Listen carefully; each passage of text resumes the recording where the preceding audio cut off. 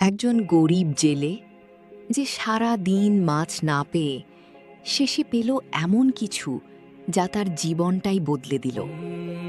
নদীর ধারে একটি ছোট গ্রামে থাকত এক গরিব জেলে। তার নাম ছিল আব্দুল্লাহ। মাথায় সাদা টুপি, মুখে হালকা দাড়ি, আর চোখে ছিল একটাই ভরসা, আল্লাহ। প্রতিদিন ভোরে ফজরের নামাজ পড়ে সে বেরিয়ে পড়ত রিজিকের সন্ধানে। কিন্তু একদিন সে যতবারই জাল ফেলল, একটা মাছও পেল না। একবার, দুইবার, তিনবার, সবকিছুই যেন ব্যর্থ। সূর্য ডুবে যাচ্ছিল, তার চোখে পানি চলে এলো।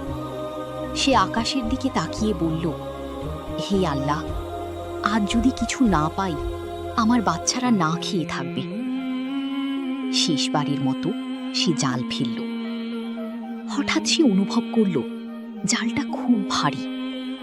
তার মুখে হাসি ফুটল, হয়তো আজ অনেক মাছ পেয়েছে।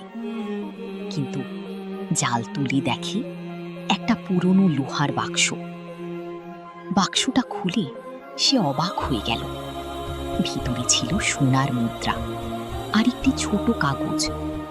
সেখানে লেখা ছিল, আল্লাহর রহমত অদৃশ্যভাবে আসে।